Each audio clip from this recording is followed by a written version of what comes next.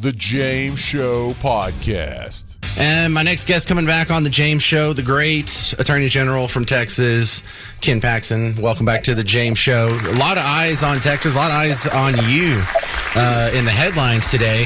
And did I just see, I was watching on C-SPAN 2, the Texas House was in session and they were giving their little public statements about how evil and racist and terrible the redistricting maps were. I thought we were going to get a vote today, and then they just cut off the feed. Did they adjourn until tomorrow? Do you know?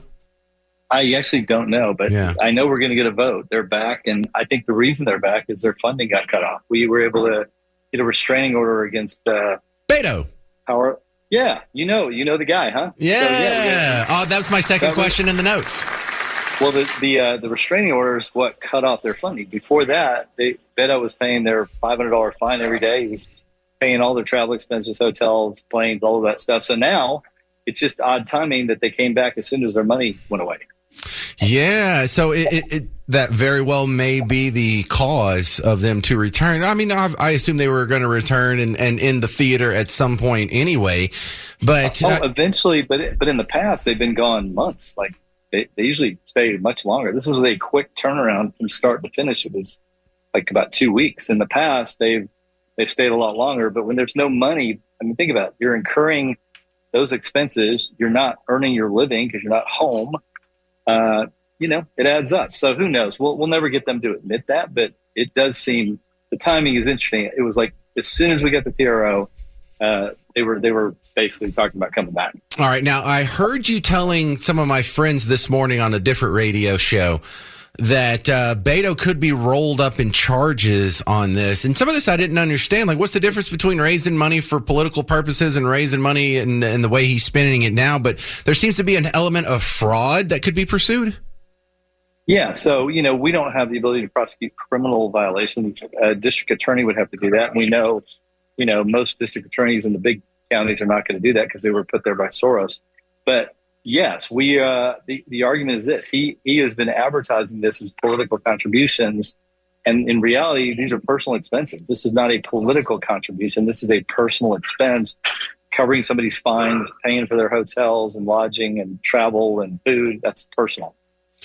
That seems interesting. So could Beto go to jail actually, or just be slapped with some charges and be run through the mud?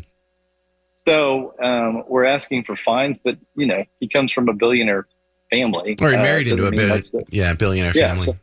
So we're also asking that he be put in jail. And that's obviously up to the judge. We don't control that, but we are asking that he be punished and that he be put in jail for basically, spitting in the face of the judge when he went up on that Saturday rally in Fort Worth and said, we're raising money. He kept raising money despite a restraining order that was put out by that Tarrant County judge. All right, we're talking with Texas Attorney General Ken Paxton. And something else I learned, what is this Kellogg's agreement? I think a lot of people don't know about this, and they'd be happy to know what you did here. Yeah, so we worked pretty hard to get these food manufacturers, particularly Kellogg and some of these cereal manufacturers that target children, to take out some of this poison and some of the dyes and the bad ingredients that harm our kids. And we know they don't have them in their European products. They have them here. So we have a voluntary agreement with them. We're working on this with other companies. If we don't get those agreements, then we're gonna sue those companies and get them to stop putting these bad ingredients in. All right. So how are you getting credit for that? Why is that your job? Even to you're a state AG. How come it's you doing this? Well, because no one else has done it. So we've made the argument that they are advertising these as healthy products, and when they're not healthy products, they're actually harmful to children, and we're just trying to protect these kids because no one else is going to do it. We're going to step in and try to do it. And if Texas can get it stopped, being, the second largest state by population, then it's going to have an impact on the entire country. So not only are we helping Texas children, hopefully we're protecting children all over this country. Well, Ken Paxton, in addition to being the Texas State Attorney General, you're also running for senator right now. And I saw that for the entire time that we've been doing polls on this, you've been way, way ahead. And then some poll comes out to where it's close. And that seems a little fishy to me. Did you do something really unpopular I'm not aware of? Oh, no. It's kind of funny. that is a poll that it measures registered voters rather than likely voters. So registered Republican voters are the ones that vote in the general election. That's a lot of people. A smaller subset of that is likely voters in a Republican primary. So instead of polling the people that actually vote, they poll the whole population of Republican voters, and supposedly the numbers are different. But the reality is, I think the last 13 polls have averaged me up by 17 points. So I understand why John Cornyn would put that poll out. It's not accurate. That's not how you measure primary voting. And I haven't been at 29% in any poll I've done since I became AG, 11 years ago. I don't know. You might get 29% of the baristas at Starbucks.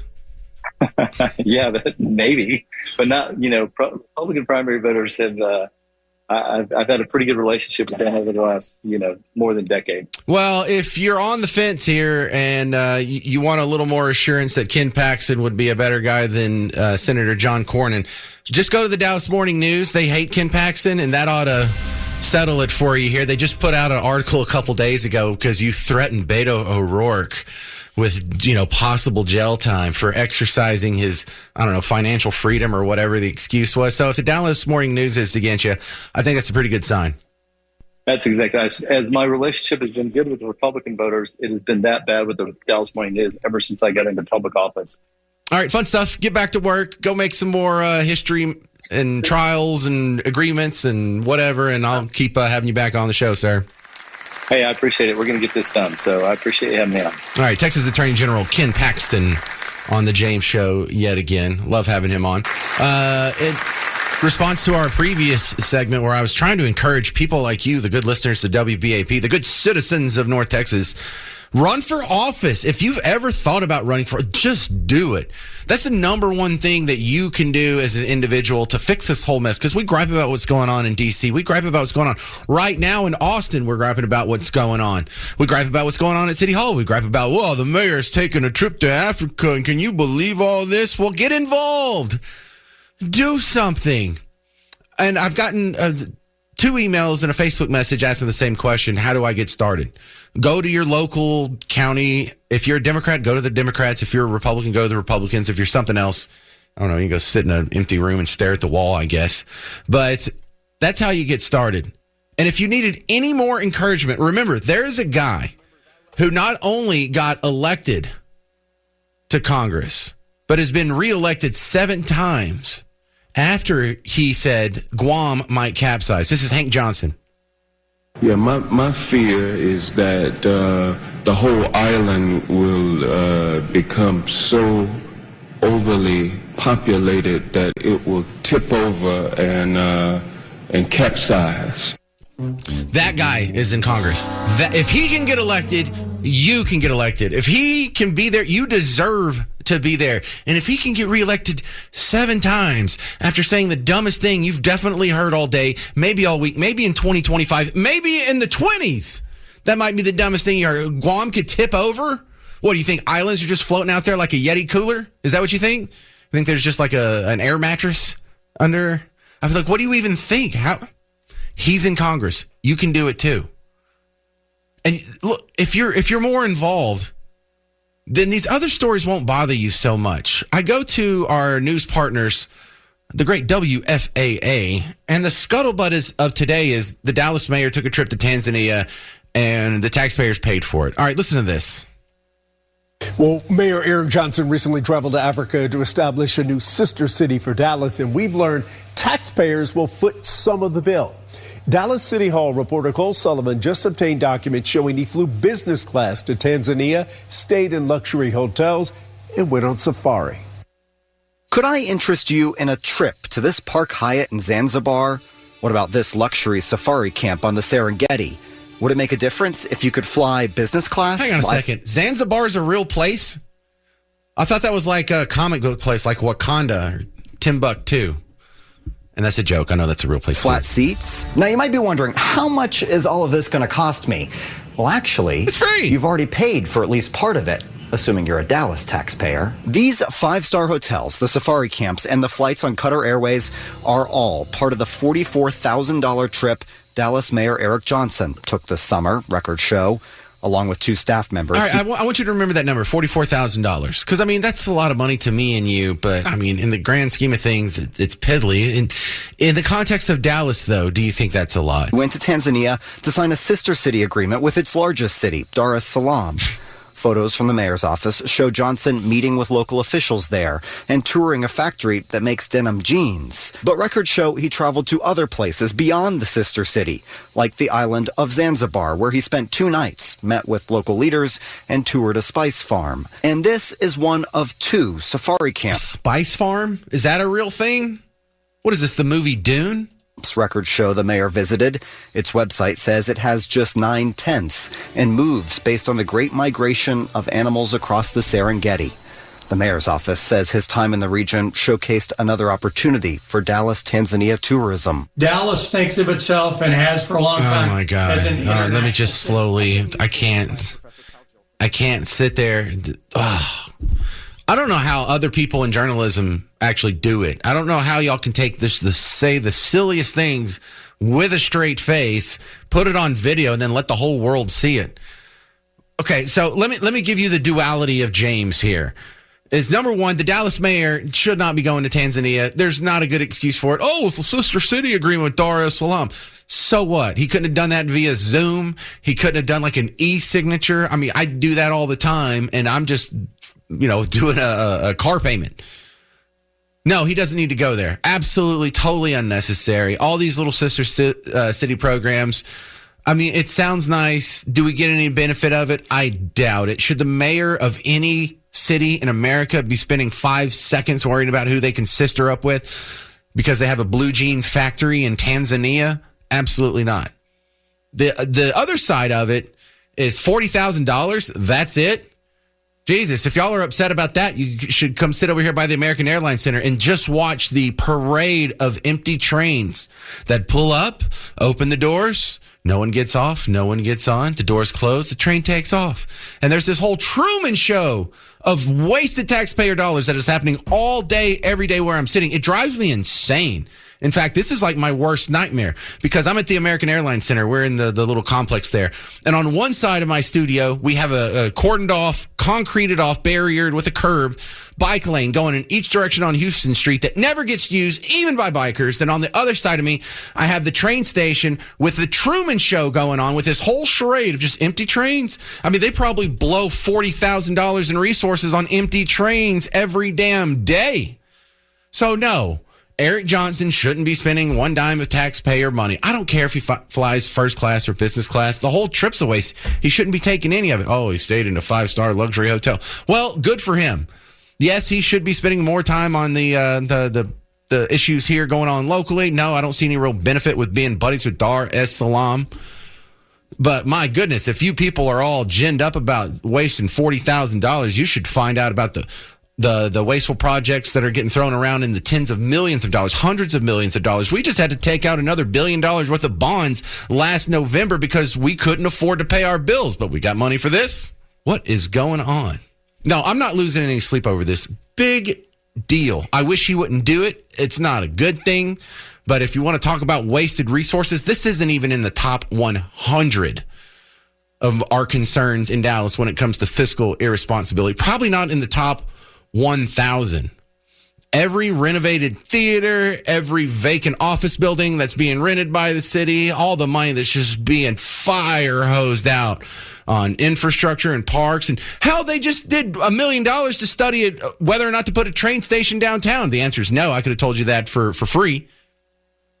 And y'all are worried about a $40,000 trip? You're not serious people. My next guest, though, is going to tell us what's going on with the oil patch and the oil industry. RT Trevino is coming back on from the Crude Truth podcast and Pecos Country Energy. Welcome back, RT. Oh, thank you for having me.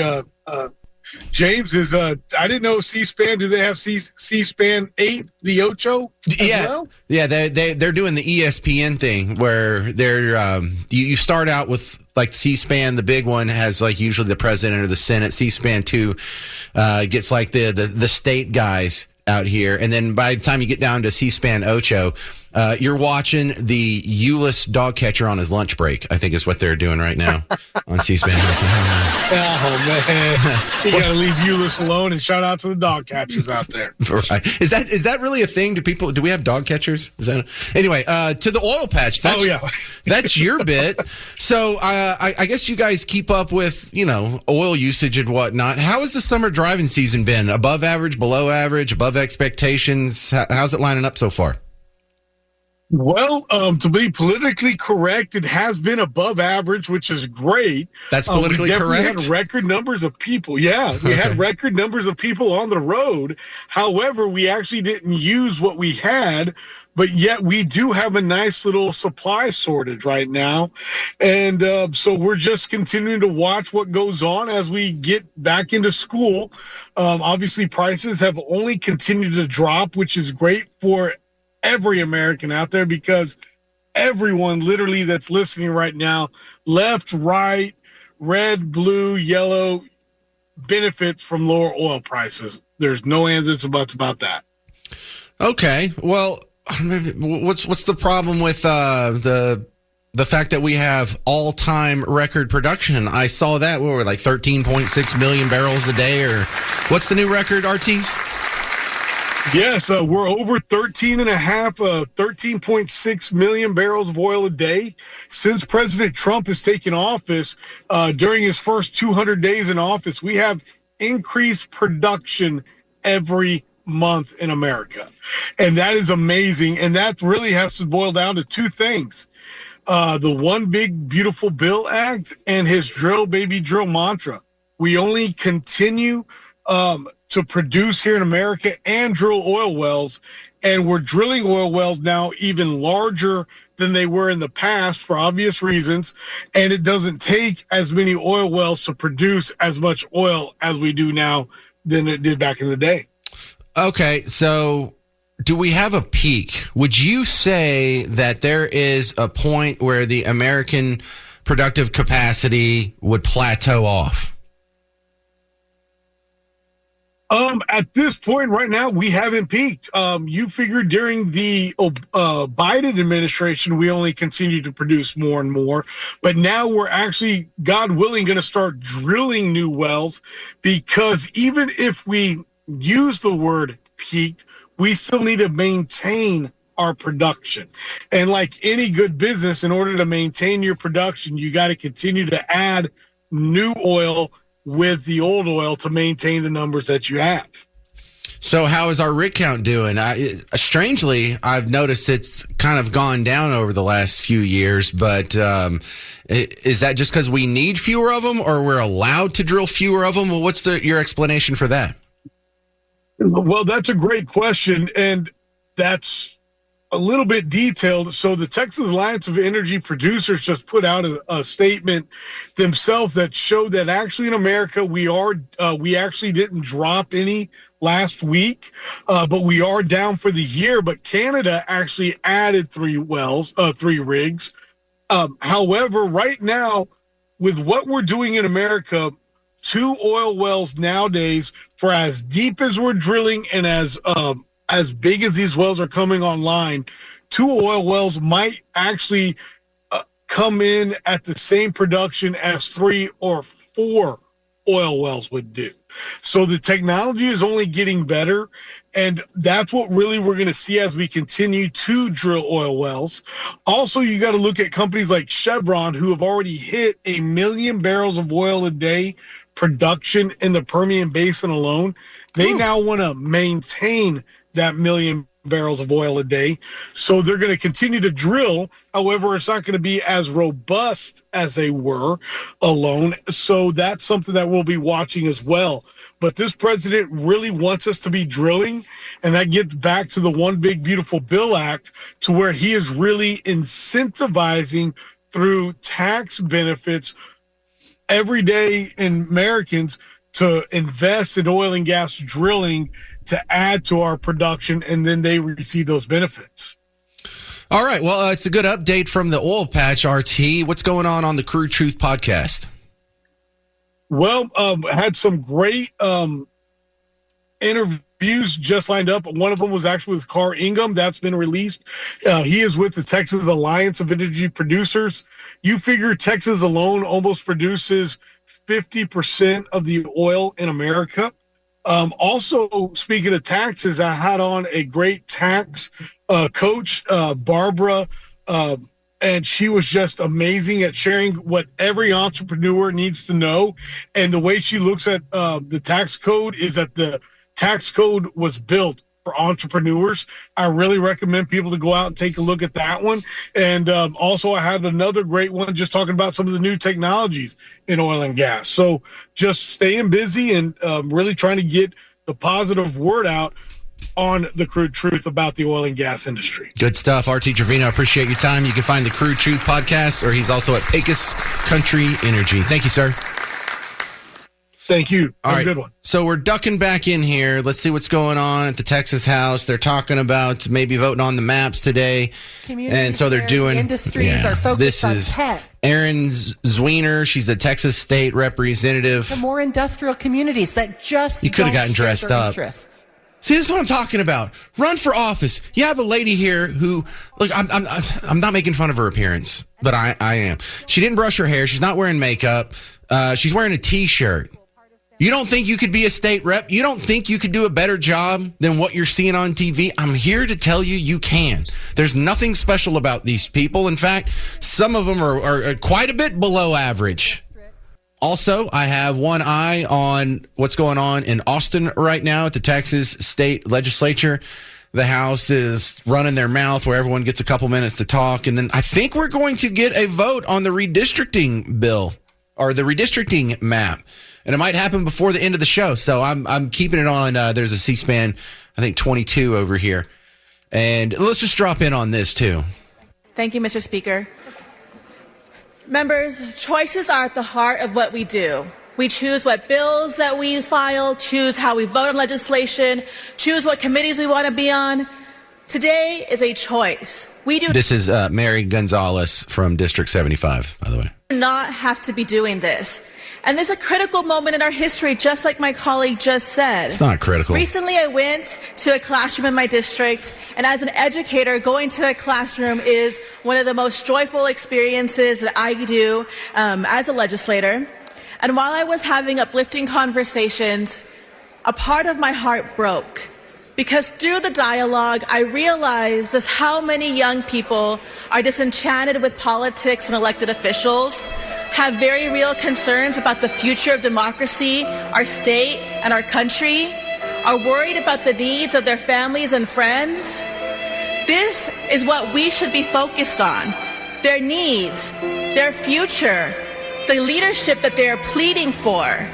What they need to see is leadership that, like Representative Barbara Gerben-Hawkins said, was brave and demonstrated the utmost political courage. These people really, they love themselves. That's the problem with the democratic process. It attracts people who just love hearing their own voice. They think they're saving the world. They think they're so important, have so much purpose. This is why we're fighting for No, you're not. You're fighting a map, lady. You're fighting for the well-being of your political party. This doesn't change anyone's life better or worse on the ground in your district or in any other district in Texas. This only negatively affects your political party. Stuff it. See, one of the running threads, if you're just joining us on the show, one of the running threads is I'm trying to convince you should run for office. You would be better than these guys. We had the story earlier about the Dallas mayor who went to Tanzania for a sister city trip and spent $40,000 of taxpayer money on a luxury vacation. You could do that. You could do that. In fact, I don't mind if they take trips or whatever. How are they running the city? Do we have a balanced budget? Do we have enough police officers? Do we have the ability to lower taxes? Can we cut taxes? How are you governing? Because if a guy is going to govern a city and destroy it, I don't care if he doesn't take any trips, or if he does or doesn't take any trips. I don't like that guy. And if the guy's going to run the city well and he's going to take a couple trips, I don't care. And then let's go over to what's happening in Arlington right now. Their mayor is really going through it. I played this audio that we picked up. Who was that? That was the Dallas Express that had this exclusive here. And in that one, someone resurfaced an old clip of him from the Southern Decadence Festival, which is sort of like the gay Super Bowl that happens in New Orleans every year on, I think it's Labor Day weekend. And he's cussing out a street preacher. Now, it's ugly. I don't like to hear it. I had to edit it all to heck. But he has a lot of problems on top of just this ugly audio here. You do. Not going to happen. You punk. You don't think it's good, do you? No, it's not the purpose. Have you ever your old lady in the... Who would do that? I'll your old lady. Here with him.